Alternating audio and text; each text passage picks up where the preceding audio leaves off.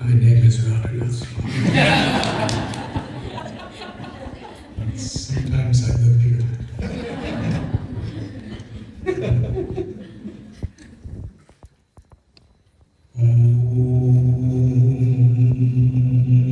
Makyan Tibedan Nidasya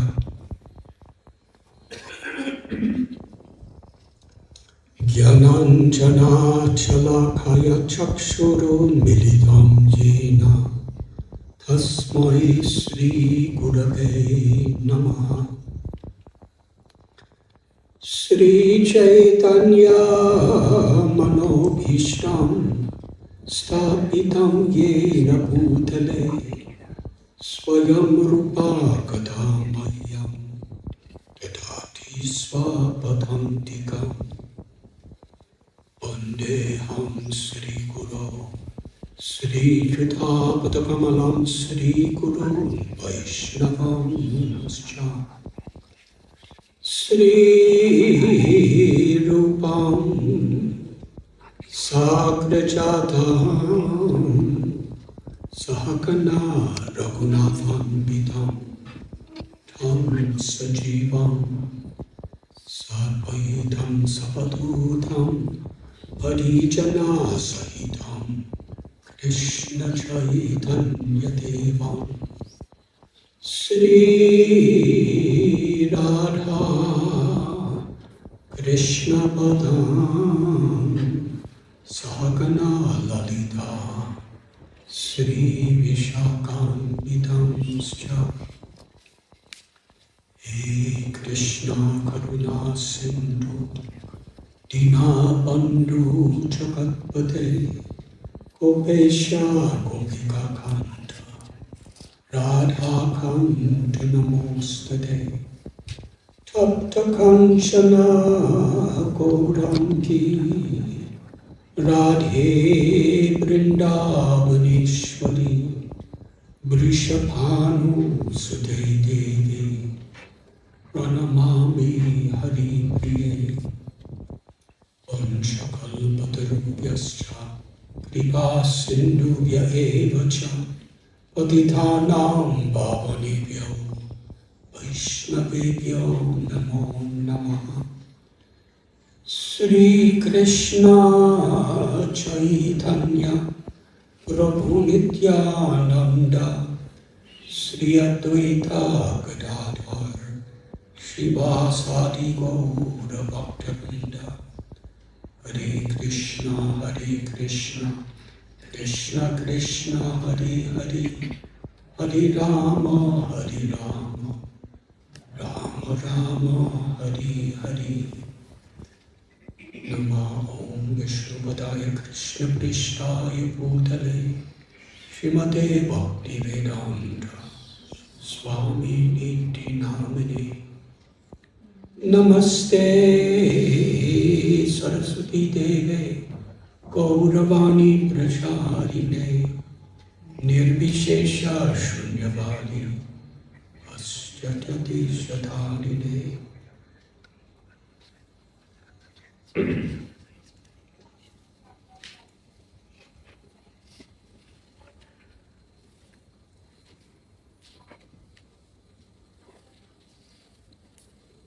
I am very grateful for this moment where we could be together.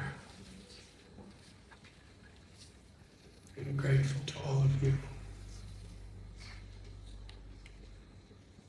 So grateful for all the teachers and faculty of Govardhan School of Yoga for giving so much of their talents, their time, their hearts, their whole lives to sharing the blessings of yoga with all of you.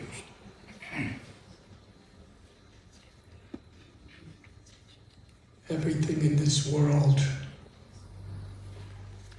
has so many levels of depth. Every word we speak, every action we perform, even every thought according to our motivation, according to our values. The same things have different meanings. This word yoga, it's a Sanskrit word.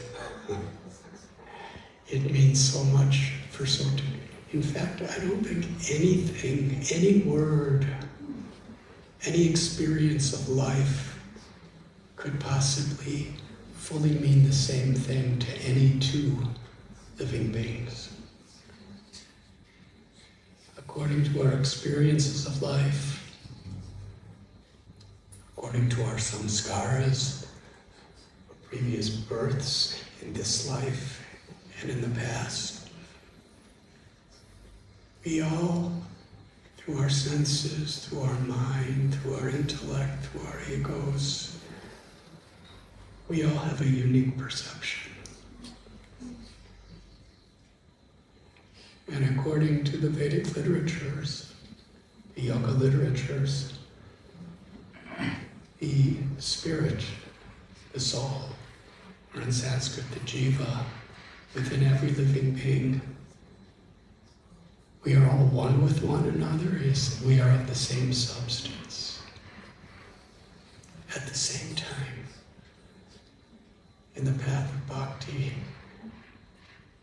the infinite glory of the Supreme, or God, is how every living being is simultaneously one and unique.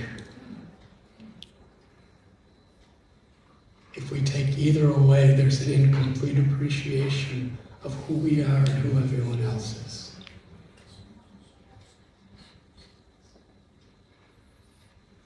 If we think of the sun planet, can anyone count the number of sun rays that emanate from the sun? It's limitless, spreading throughout the universe. Not only every sun ray that's now, but that has ever been or will ever be. The sun ray is one with the sun, as it's emanating from the sun, and it has the same quality as the sun, emitting heat and light. But at the same time, the sun ray is always a particle, and the sun is always the source of all particles. And in the Bhakti Vedic literatures, it is described, this is the relationship that each being has with each soul with the Supreme Soul, Atma and Paramatma. And the nature of the sun is light. So the nature of every sun ray is light.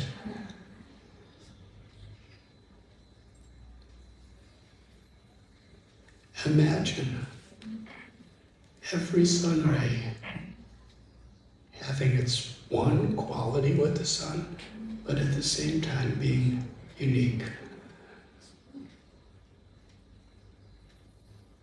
Each soul has a unique way of loving God. And God has a unique way of loving every soul. It's not that anything can be boring.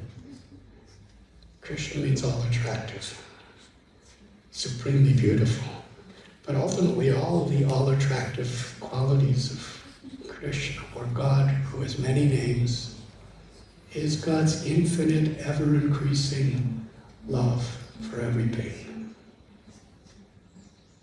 And that love is the distilled essence of all jnana, or knowledge.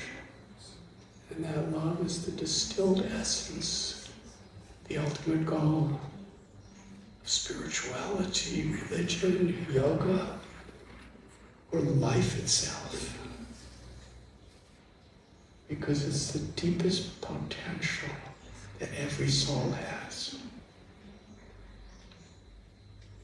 But when that jiva is covered by this ahankara, or the false ego, where we're thinking in terms of external designations, in disconnect from our true nature. Then our potential is forgotten. And we act, we speak, and we think according to the particular illusion that we have been conditioned by.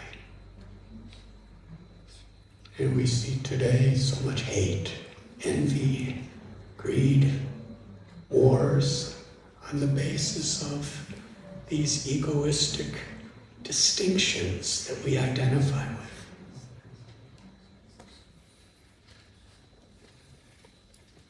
Krishna tells in Gita, Aham bija pratapita. I'm the seed-giving father and mother of every living being. Wherever there's life, there's a sacred part of God. And the greatness of God is not just creating and destroying stuff. The greatness of God is God's infinite power of Ananda, to give happiness and to be happy through spiritual love.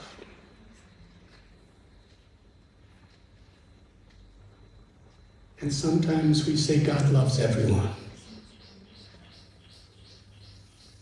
But God is so much more than that. God not only loves everyone unconditionally, eternally, and forever. God loves everyone, every being in a special way. And to realize that potential within ourselves to receive that love and to give our unique love to God, that is bhakti. Essentially, there's all knowledge, all charity, all austerity or tapasya, all rituals, all sadhana, all yoga, everything is ultimately meant to bring us to the point of understanding that there's the soul, our nature, is to be a lover. That God is the ultimate object of love. And there's love. The lover, the beloved, and love. That's essentially the conclusion of everything. Of course, there's limitless philosophies, logic, reasons, histories, sciences, but they're meant to bring us to that point of the very nature of the true self.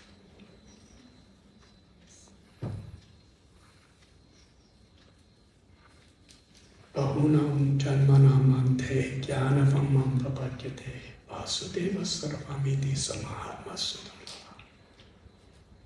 Krishna tells in Gita, what is a Mahatma? What is a great soul? Mahatma. It's one who, after many births and deaths of cultivating knowledge, one comes to that conclusion of Sharanagati, to surrender to the Supreme. In fact, Patanjali, in his Yoga Sutras, Samadhi Siddhir Ishvara Pranidhanat, he describes the whole process of yoga and asanas, pranayam. There's the 8 limbs of yoga. The culmination is samadhi. And the perfection of samadhi is sharanagati, Ishvara Pradinanat, to to surrender ourselves to Ishvara, to God. That's the conclusion of Gita, that's the conclusion of the Yoga Sutras. Yogi namapi sarvesham madgatena antaratmana shravan vajate mansane yuktatamavata. In the Yoga chapter of Gita, especially 6th chapter, Krishna says the culmination of yoga is to surrender to the Supreme with faith.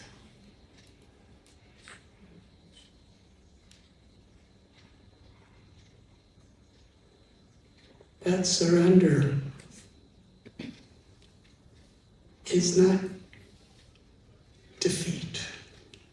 In the material world, the conception of when you surrender to something or someone, we're accepting defeat.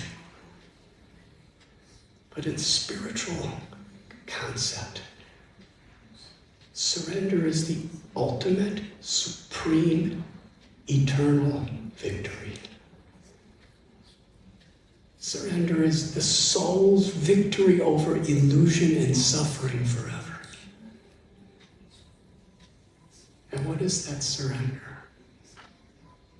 Surrender is an expression of love from a spiritual perspective. It's not an expression just of forced submission. In this material world, we all have to submit to old age, disease, and death. We really don't have a choice. It's inevitable. But to surrender to God means to love God. Yat karoshi yadashnasi yat shtroshi dadasya. Whatever we do, whatever we think, whatever we speak, it's an expression of the love of the soul.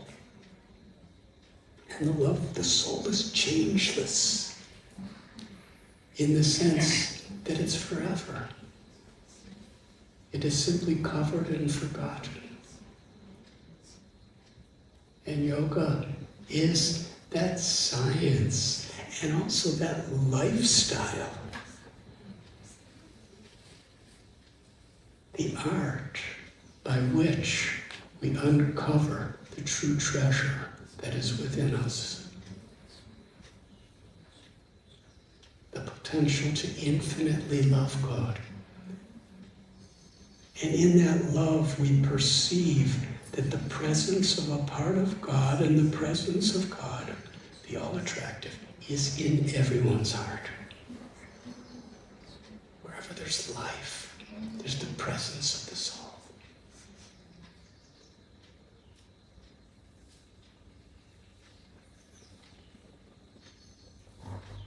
As it is said, we do not like the disease, but we feel compassion for the diseased.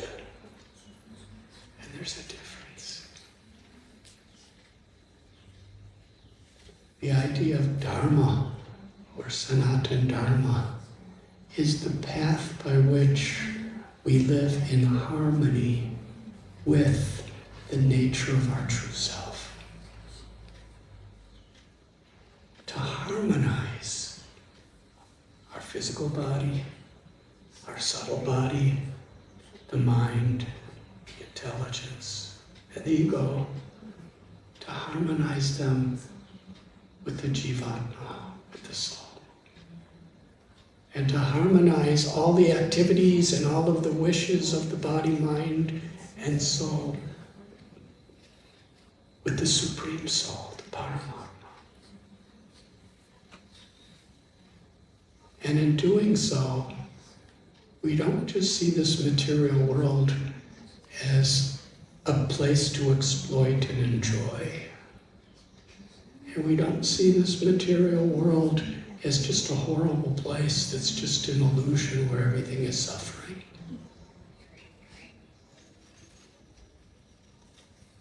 But we learn to see that all the resources of this world are the sacred property of God, to be harmonized in our love for God.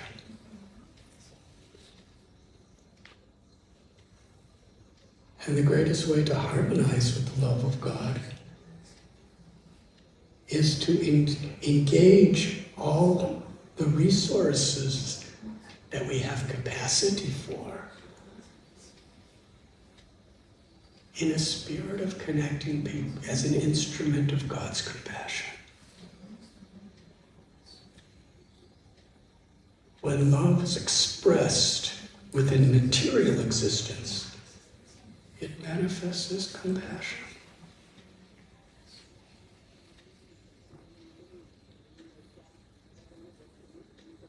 But compassion for the body, mind, and soul. In order to express that compassion, we need to harmonize our own body, mind, and soul. So this kirtan or japa or the chanting of the mantras, the names of the Supreme, are meant to uncover and awaken this great treasure that's within us. The Brahma Sutra tells Anandamayo Vyashat. Something everyone has in common is we're looking for pleasure.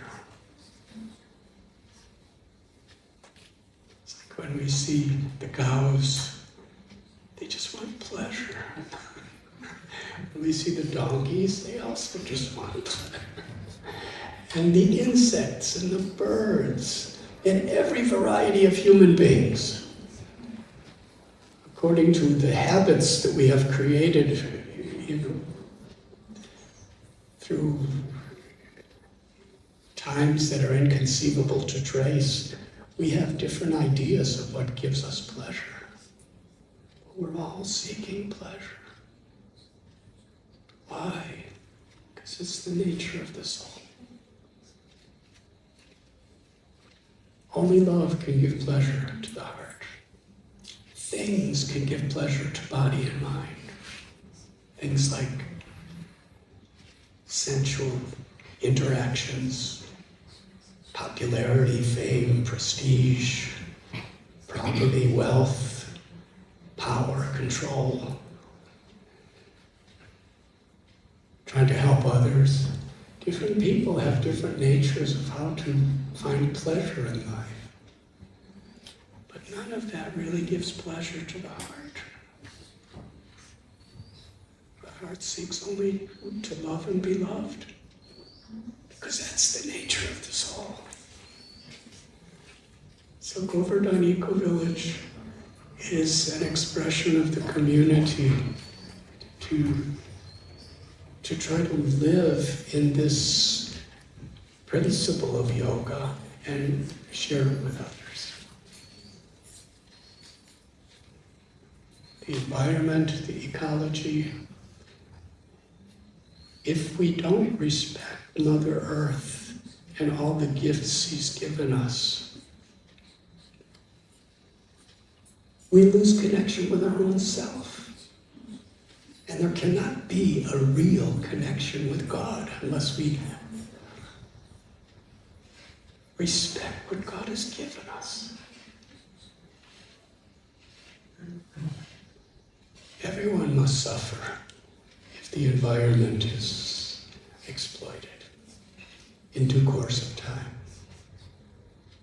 So every tree and every animal and every type of human being and the water and the air and the land, it's all sacred property to be recognized as gifts entrusted to us.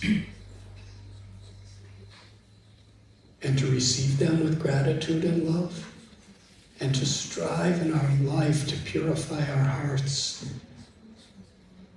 by good company, by good yoga, spiritual practice, by chanting God's names, by cultivating knowledge by which that love can be realized.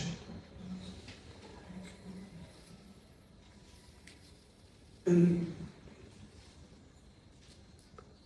have this ultimate pleasure of seva, of serving. One of my first experiences of bhakti is 53 years ago. I arrived in Vrindavan, which is a holy place that we've tried to remember here in our development. And I was learning so many different paths and so many different scriptures and philosophies.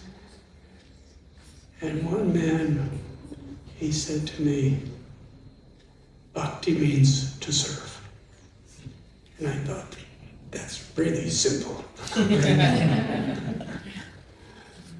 But then when I understand what it really means, it's the deepest, most profound philosophical conception in all of creation.